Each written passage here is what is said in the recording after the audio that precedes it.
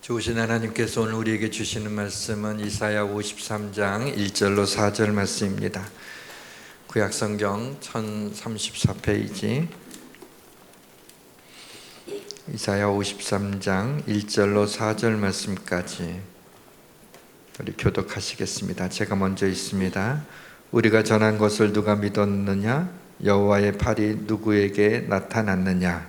그는 주 앞에서 자라나기를 연한 순 같고 마른 땅에서 나온 풀이 같아서 고운 모양도 없고 흠집도 없은즉 우리가 보기에 훌륭한 하는 아름다운 것이 없도다. 그는 멸시를 받아 사람들에게 버림받았으며 간고를 많이 겪었으며 질고를 아는 자라. 마치 사람들이 그에게서 얼굴을 가리는 것 같이 멸시를 당하였고 우리도 그를 귀히 여기지 아니하였도다. 그는 스스로 우리의 질고를 주고 우리의 슬픔을 당하였거늘 우리는 생각하기를 그는 질고를 받아 하나님께 맞으며 고난을 당한다 하였노라. 아멘. 오늘 우리 서울신학대학교 전도학 교수님이신 하덕윤 목사님을 또 모시게 됐습니다. 우리가 여러 번 우리 교회 오셔서 말씀해 주셨기 때문에 익숙하리라고 생각이 드는데 주보에 학생처장으로 나오는데 좀 잘못된 거고요. 교무처장으로 계시고 우리 학생처장은 우리 김은현 집사님이 서울신학대학 학생처장으로 계시죠. 우리 목사님 또 오셔서 오늘 말씀 전해 주실 때 세상과 하나 된 십자가라는 제목을 전해 주실 때 우리 하나님께서 큰 은혜를 베풀어 주실 줄 믿고 우리 나오시는데 우리 박수로 우리 환영해 주시기 바랍니다.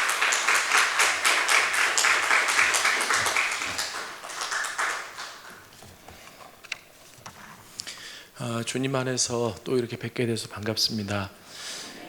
오늘 제가 우리 같이 나눌 말씀의 제목은 세상과 하나 된 십자가라고 하는 주제를 가지고 말씀을 같이 나누려고 합니다. 오늘 우리가 같이 읽었던 성경의 본문 이사야 53장은 메시아장, 일명 메시아에 대한 예언이 들어있는 장입니다. 이사야 선지자는 예수님이 이 땅에 오시기 약 600년 전의 사람입니다. 하나님은 이사야 선지자를 통해서 600년 뒤에 이 땅을 구속할 구원자를 내가 보낼 텐데 그가 이런 일을 할 거야 라고 예언을 해주셨습니다.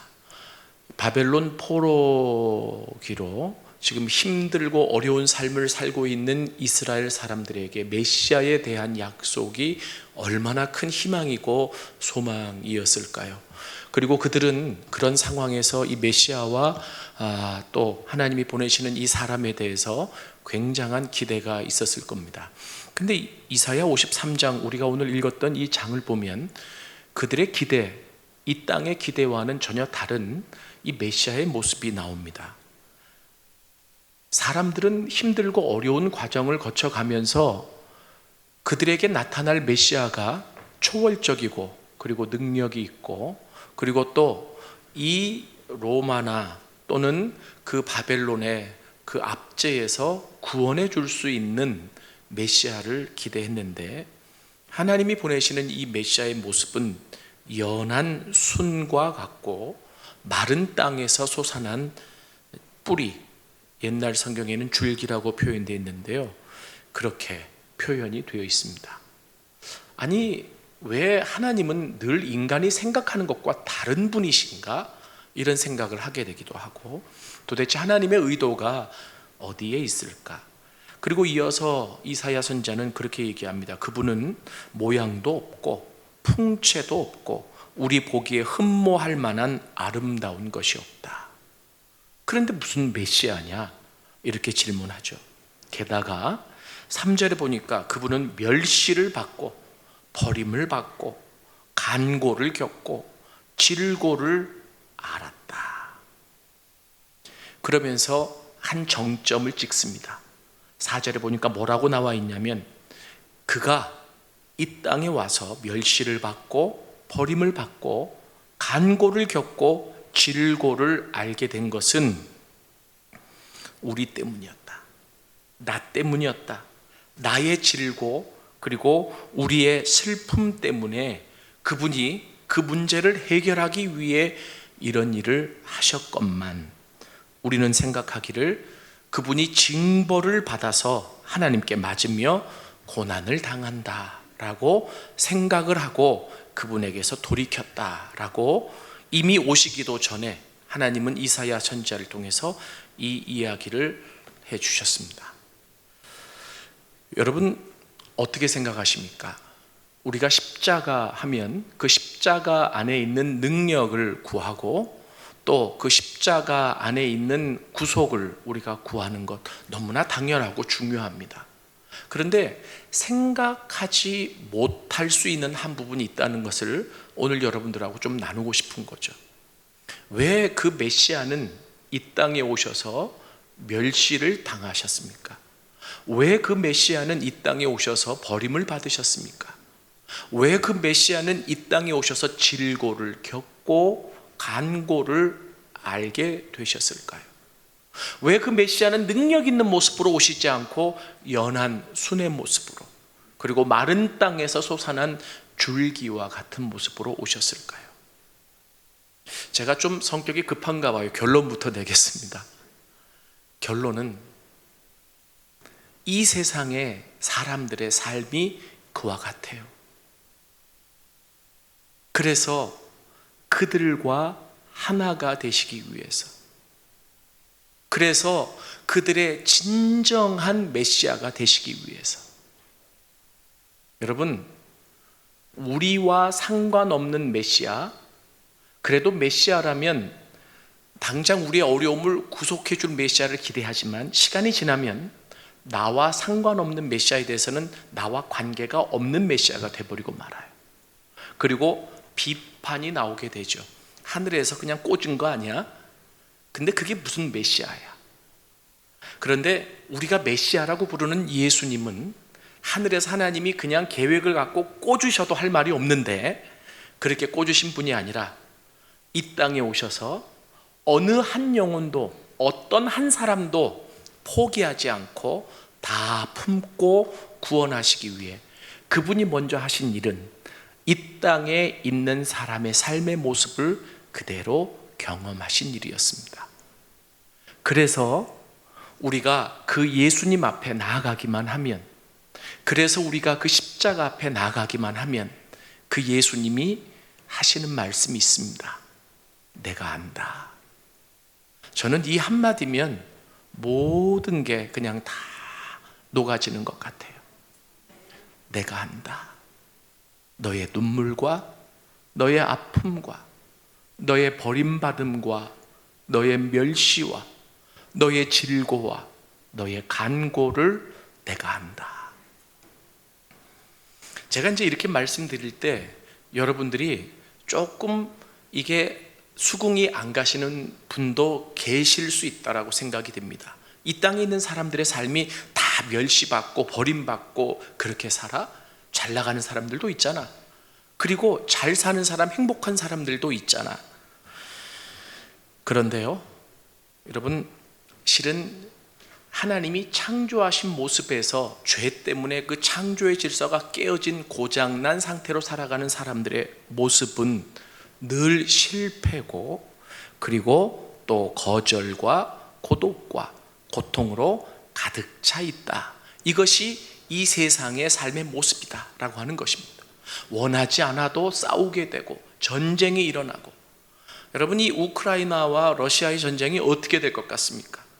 물론 자국의 이익을 위해 그렇게 계속 싸우지만 이것이 세상의 평화에, 그리고 세상 모든 사람들이 다 원하는 바는 아니지만 싸우고 있는데 이 모습들이 결국은 그 깨어진 인간의 모습 안에서 온 것 아니겠습니까?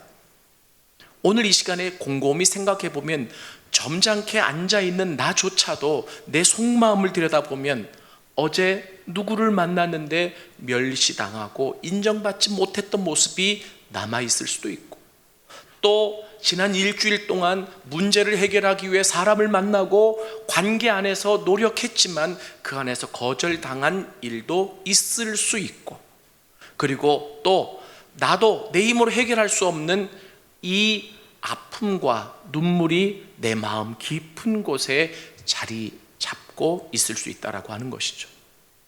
여러분, 머피의 법칙이라는 거 아시죠? 들어보셨죠?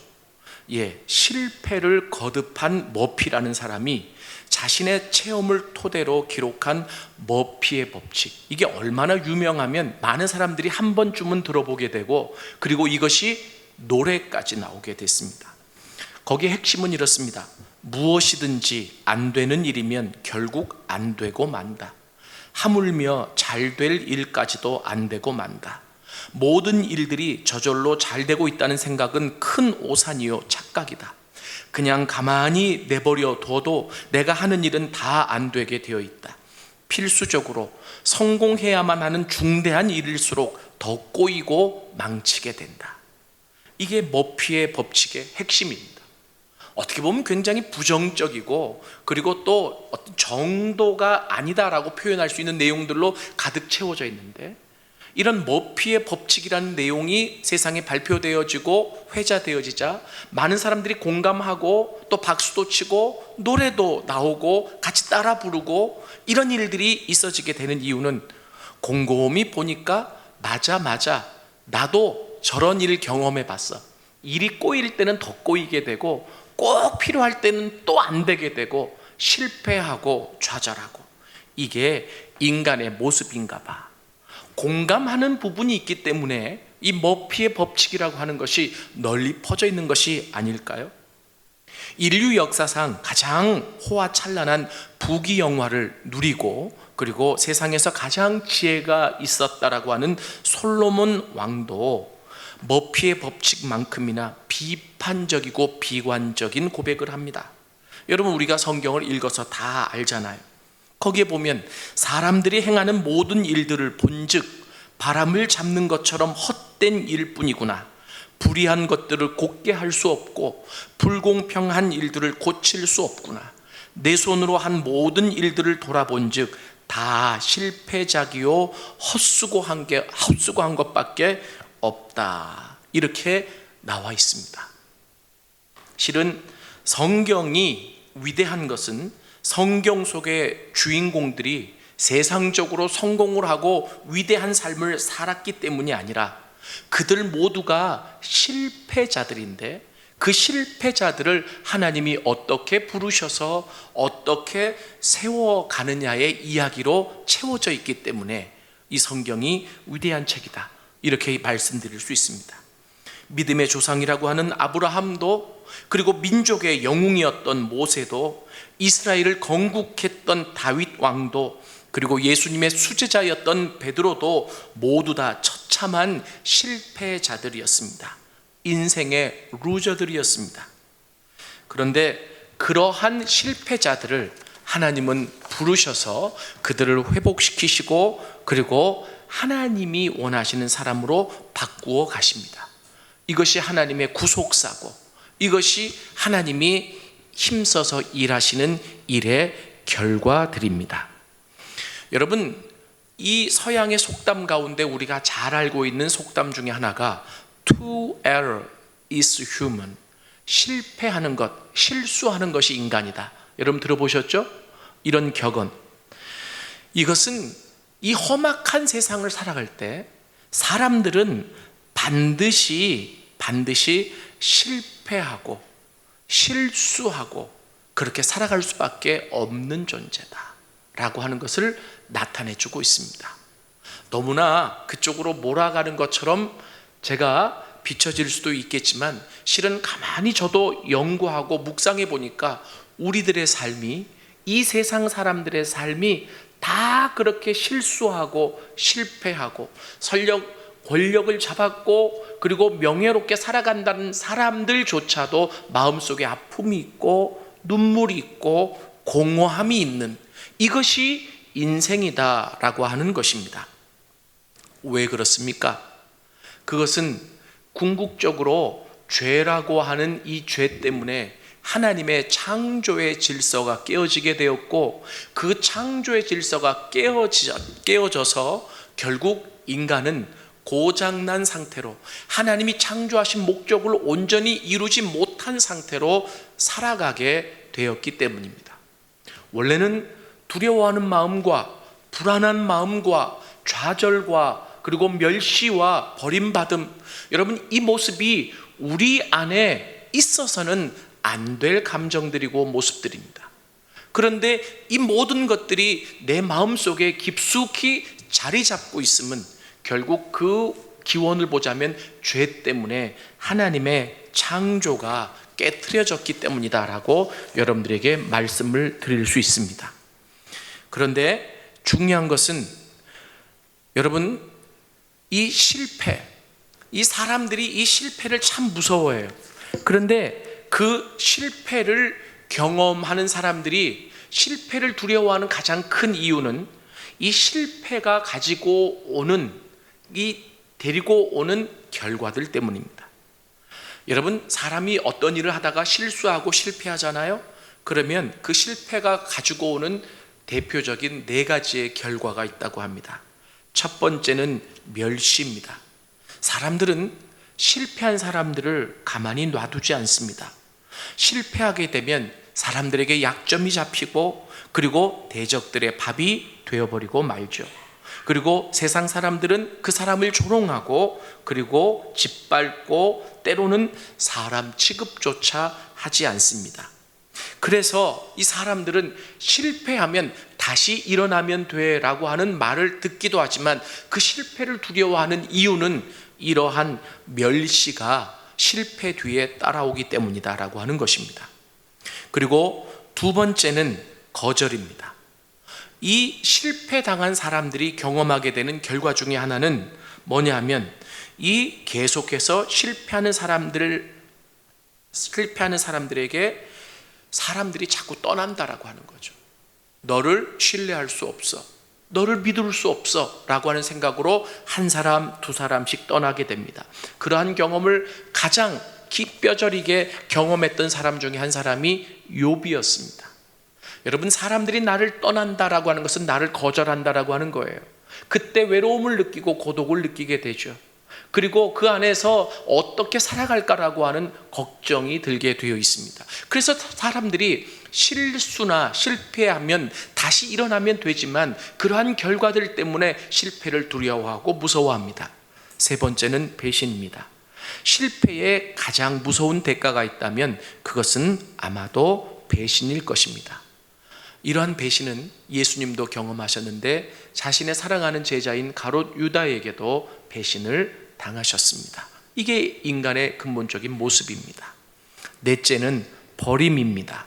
이 실패가 가지고 오는 결과 중 마지막은 버림받음, 그리고 내동댕이 쳐지는 바로 그런 모습들이죠. 이것을 청년들 이야기로, 청소년들 이야기로 얘기하자면 왕따, 이렇게 이제 얘기할 수 있겠죠.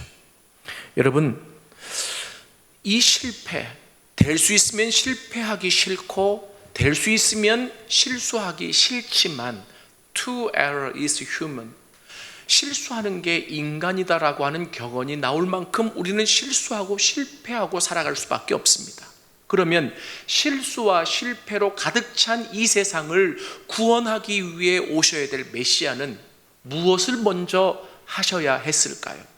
내가 메시아이기 때문에 나의 능력으로 그리고 나의 초월적인 힘으로 너희의 모든 삶을 질서를 뒤바꿔 놓을 거야 라고 말씀하실 수 있겠지만, 만약에 그렇게 일하셨다라고 한다면 우리는 그분의 조종에 의해서, 그분의 어떤 계획에 의해서 그냥 그 일률적으로 변화되어져 버릴 수밖에 없는 로봇과 같은 존재가 될 수밖에 없다라고 하는 거예요. 하나님은 처음에 인간을 만드셨을 때 우리를 하나님과 똑같은 존재로 만들어 놓으셨습니다. 하나님의 형상과 모습대로 만들어 놓으셨다라고 하는 것이죠.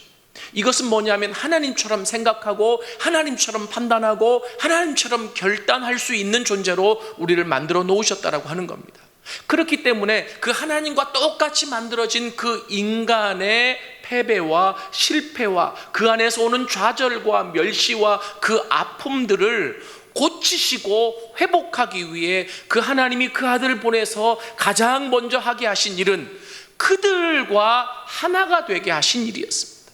그래서 같이 멸시를 당하시고, 그래서 멸시받은 자의 아픔과 눈물을 알게 하셨고, 그리고 버림받아 보시게 하셔서 버림받은 자의 아픔과 눈물을, 그리고 그 상처를 알게 하셨고, 그리고 간고를 겪게 하셨다. 이 간고라고 하는 것은 영어로 sorrow, 슬픔입니다. 그래서 예수님의 별명 중에 하나가 바로 뭐냐면 the man of sorrow, 슬픔의 사람이라고 하는 거예요.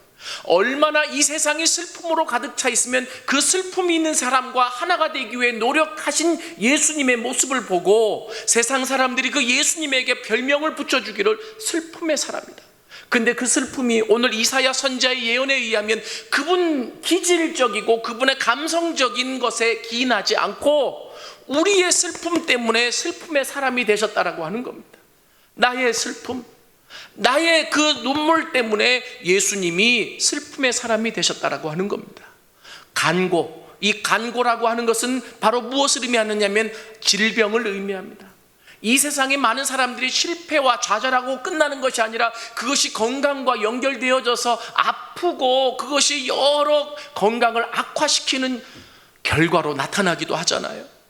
그것을 예수님이 경험하기 위해 그 간고를 알게 되셨다라고 여기 성경에 표현합니다. 안다라고 하는 기노스코라고 하는 단어를 쓰시는데 이 단어는 뭐냐면 직접 체험해서 알다라고 하는 의미죠. 여러분, 이게 세상의 다른 군주와 세상의 다른 리더와 다른 점입니다. 그분은 이 땅을 구원하시기 위해 이 땅에 오셔서 가장 먼저 하신 일이 어떤 한 영혼도 소외되지 않기 위해 가장 낮은 모습으로 오셨습니다. 그분이 말구 위에서 태어나신 이유도 거기에 있습니다. 가장 낮은, 그래야 모든 사람을 다 품을 수 있기 때문에 어떤 한 영혼도 제외되지 않고 그 영혼도 하나님의 자녀이기 때문에 다 품기 위해 가장 낮은 모습으로 오셨습니다. 그리고 이 세상의 모든 사람들이 겪을 만한 그 모든 일들을 직접 겪으시면서 고초를 당하시면서 그리고 침뱉음을 당하시면서 그 사람들의 아픔과 눈물을 다 체득하신 분이 그분이십니다. 결국은 그분이 십자가에 죽으시면서 그 십자가에 죽으신 모습을 다른 관점에서 보자면 바로 뭐냐면 이 인간의 실패사 가운데 그 어떤 것보다도 가장 큰 실패의 역사가 십자가 사건이라고 얘기할 수 있습니다. 인간적인 관점에서 보자면요, 그래서 어떤 신학자는 이렇게 얘기했습니다. 하나님의 아들은 십자가에 못 박힘으로 실패를 했고 인류는 하나님의 아들을 못 박아 죽임으로 실패를 했다라고 이야기를 하기도 했습니다. 그러나 그렇게 십자가에 죽으신 그 예수님은 결국 이 십자가가 인간의 실패의 마지막이다라고 하는 것을 보여주시려고, 너희들이 실수하고 실패하고 살지만 내가 그 실패와 실수를 다 끌어안고 그 실수와 실패의 종결이 되어지기 위해, 마지막이 되기 위해 결국은 그 모든 실수와 실패를 다 끌어안고 죽으신 바로 그 장소가 십자가다라고 하는 것이죠. 그래서 우리가 힘들고 어렵고 인생의 한계를 경험할 때에 해야 될 일이 있습니다. 나만 힘들고 아픈 것이 아니라 그 힘들고 아픈 나의 한계 때문에 그 한계의 종결점이 되기 위해 죽으신 예수님을 떠올려야 합니다. 그리고 그 한계의 종결점이 되기 위해 죽으신 그 십자가 앞으로 나아가야 합니다. 그리고 그 예수님께 나의 아픔과 슬픔과 눈물을 내려놓아야 합니다. 그때 그 예수님이 말씀하십니다. 내가 안다. 내가 너의 눈물을, 내가 너의 아픔을, 내가 너의 고통을 안다. 그리고 더 이상 울지 않고 더 이상 아파하지 않고 더 이상 그렇게 멸시당하고 버림당하지 않기 위해 그 마지막이 되기 위해 내가 이 십자가에서 죽었노라고 예수님이 말씀해 주십니다. 오늘 이 예수님의 십자가 앞으로 여러분들을 초대합니다. 여러분, 많은 사람들이, 극악무도한 사람들이 예수님을 만나 변화된 이유가 바로 여기에 있습니다. 우리가 지나가 버린 얘기지만 지존파, 그들이 담력 강화를 하기 위해 인유까지 먹었다는 지존파, 그 지존파들도 예수님을 만나 변화되어지고 구원받고 형장이 이슬로 사라졌다는 간증들을 들어보셨을 겁니다. 그러한 인간이기를 포기했던 사람들조차도 왜 예수님을 만나면 변화가 되어지는가? 왜 예수님을 만나면 그들이 다 한 마리의 어린 양처럼 순진한 존재가 되어지는가? 결국은 그 예수님이 그들의 마음을, 그들의 정서를 누구보다도 잘 아시기 때문입니다. 그래서 그 예수님 앞에 나오기만 하면 예수님이 넓은 마음으로 품어주시는 거죠. 그리고 단 한마디, 내가 안다. 내가 너를 안다. 제가요, 대학을 다닐 때 신촌성결교회를 다녔습니다. 중등부 교사였어요. 열심히 노력했고, 그때 총무교사를 했는데 신학교를 처음 갔기 때문에 전도사라는 명칭을 쓰지 않고 일반 교사로. 근데 그때부터 제가 전도에 좀 소질이 있었던 것 같아요. 그래서 교회에서 시키지도 않는데 밤을 새워서 방학이면 학생들, 임원들을 2박 3일 동안 어떤 지방교회에 데리고 가서 전도 훈련을 시키고, 그리고 그 소문이 신촌성결교회 교육부에 다 나서 저 하도균 선생은 정말 중등부에 헌신하는 사람이라고. 그런데요, 제가 신학대학원 1차 학기를 다니다가 이제 군대를 가게 됐어요. 그래서 제가 이제 저희 아버님이 목회하시는 그 충북 제천으로 내려가게 됐는데, 신촌 선결교회가 크잖아요. 목사님께 이제 인사는 좀 하고 가야 되겠는데, 그 당시 정진경 목사님에서 지금 이정익 목사님으로 바뀌던 때였어요. 교회가 큰데 그냥 저 중등부 교사하는 나를 목사님이 알아주실까? 나는 알지도 못하는데 막 아는 것처럼 기도해주고 막 그런 게 싫거든요. 죄송해요. 이 소심한 A형이라서. 그래가지고 에이 그냥 가자. 그리고 내려갔어요. 그랬더니 아버님이 뭐라고 그러시냐면, 야, 너 그래도 5년 동안 봉사했던 교회에서 목사님에게 말씀도 안 드리고 기도도 안 받고 오냐? 너는 기본이 안 돼 있다. 빨리 올라가라. 가서 목사님한테 기도받고. 아니, 서울에서 서울이면 또 몰라도 충북까지 내려갔는데, 그 아버지 말씀 듣고 다시 서울로 올라왔어요. 그래서 비서실에 전화를 했더니 마침 약속을 잡아줬습니다. 그래서 두근거리는 마음으로, 새로운 목사님 나 모르는데 뭐라고 얘기하지? 이런 생각을 갖고 딱 갔어요. 그리고 앉아서, 접견실에서 앉아서 목사님께 그런 말씀을 드렸죠. 목사님, 제가 중등부 교사를 했던 하도균이라고 합니다. 제가 신학대학원에 이제 입학을 해서 한 학기 공부를 했는데 군대를 다녀와야 될 것 같아서 이제 가야 됩니다. 목사님 기도 좀 해주시죠. 그랬더니 목사님이 기도해 주시기 전에 저한테 그러더라고요. 하 선생, 내가 이 교회에 부임하고 여러 얘기를 많이 들었는데 하 선생 얘기를 참 많이 들었어요. 참 고마워요. 내가 하 선생이 얼마나 수고했는지 다 압니다.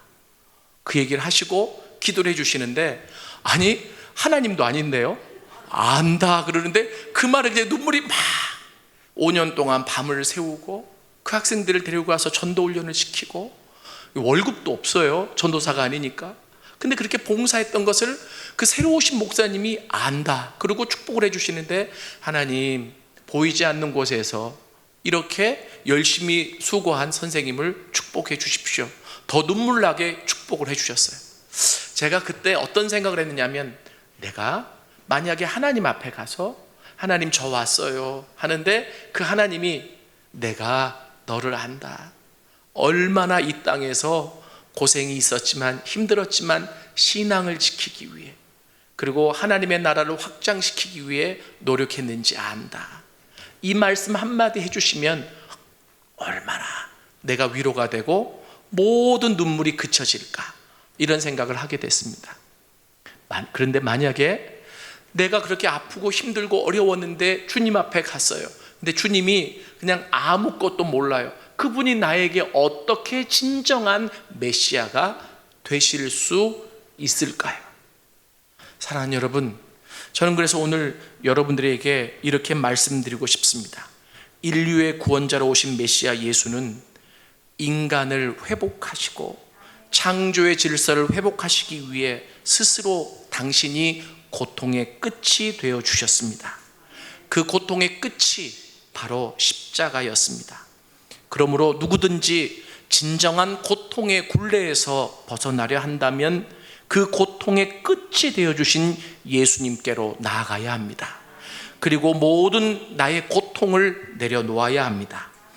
그러므로 그때 나의 모든 고통을 그 십자가 앞에 내려놓을 때 그 고통은 더 이상 나의 고통이 아니라 나의 고통 때문에 십자가에 죽어주신 예수님의 고통이 되어지고, 그리고 나의 고통을 아시는 예수님의 위로와 회복이 우리에게 주어질 것입니다.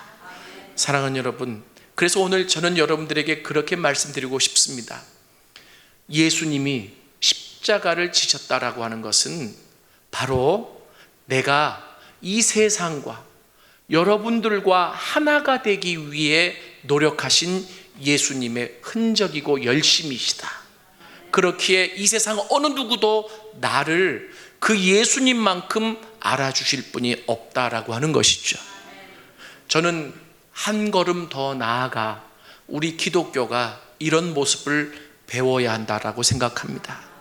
뭐냐 하면 십자가의 능력을 드러내기 이전에 세상과 하나가 되신 예수님의 모습을 닮아야 된다라고 하는 것이죠. 그래서 그 세상을 더 긍휼한 마음으로, 눈물 어린 마음으로 우리가 바라보고 세상을 섬길 수 있을 때 그 십자가의 진정한 능력이 세상에 드러나고 흘러갈 수 있지 않을까 싶습니다. 여러분, 우크라이나와 러시아의 전쟁, 시간이 흘러가니까 이제 지칠 때가 되기도 했지만 관심을 갖고 지속적으로 기도해 주십시오. 우크라이나 안에 있는 그리스도인들의 눈물과 그리고 러시아 정교회 안에 있는 성도들의 그 신앙이 올바라서 하나님 앞에 지속적으로 기도하며 이 전쟁이 평화스럽게 끝을 맺을 수 있도록, 이 땅에 다시금 하나님이 원하시는 진정한 평화가 올 수 있도록 기도해 주십시오. 세상과 하나가 되려고 하는 예수님의 모습이 우리의 모습이 되어질 때 우리 안에 진정한 치유와 그 치유가 확산되어 세상으로 흘러갈 수 있기를 원합니다. 오늘 이 시간에도 주님의 치유하심이, 그리고 주님의 위로의 말씀이 여러분에게 있어질 수 있기를 원합니다. 우리 같이 찬양 하나 부르시겠습니다. 가사를 생각하시면서 아마 이러한 모습을 가지고 찬송가에 이 가사가 쓰여져 있지 않나 생각을 하고 같이 한번 부르시겠습니다.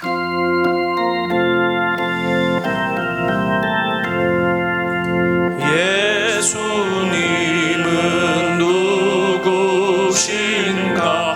우는 자의 위로와 없는 자의 풍성이며 천한 자의 높음과 잡힌 자의 노임되고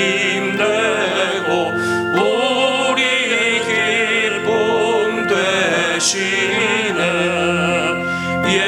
예수님은 누구신가?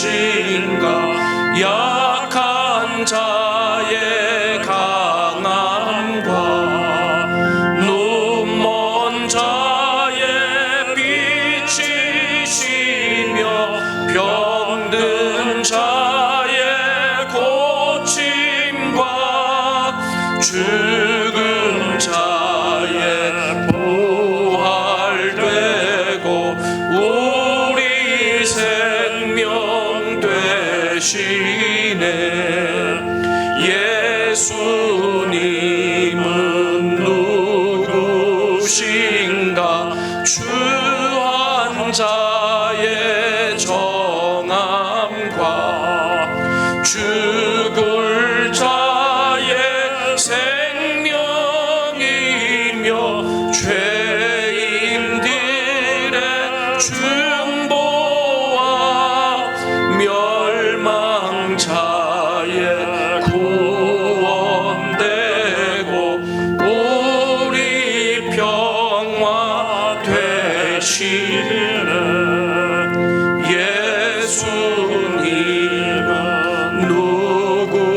누구신가 온 교회의 머리와 온 세상의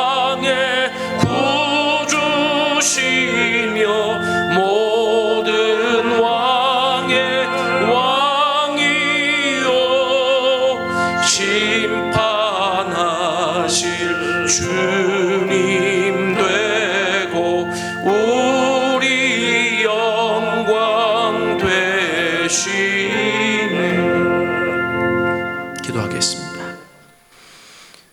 예수님은 그렇게 멸시당하지 않으셔도 됐고 버림받지 않아도 되고 간고와 질고를 경험하지 않으셔도 되지만 나의 멸시받음과 나의 버림받음과 나의 간고와 질고 때문에 이 땅에 오셔서 그렇게 초라하게 풍채도 없이 모양도 없이 그 일을 경험하셨음을 이 시간에 다시 한번 생각해 봅니다. 이사야 선지자는 실로 예수님이 메시아가 그렇게 그런 대접을 받은 것은 나 때문이라고 말씀하고 있습니다. 주님, 그래서 나의 그 모든 멸시와 그리고 실패의 끝이 되기 위해 십자가를 지셨음을 오늘 다시 한번 생각하며 나의 모든 아픔과 실패와 그리고 눈물을 가지고 그 나의 실패의 끝이 되는 예수님의 십자가 앞으로 나가기를 원합니다. 그리고 그곳에서 예수님의 위로의 음성을 듣고 회복해 주시는 예수님을 경험할 수 있도록 도와주옵소서. 그리고 더 이상 이 실패와 아픔과 눈물이 반복되지 않도록 하나님 내 삶을 이끌어 주시옵소서. 이제는 그 십자가 안에 있는 승리를 누리며 세상에 전할 수 있는 우리 모두가 되어질 수 있도록 축복하여 주옵소서. 예수님의 이름으로 기도드렸습니다.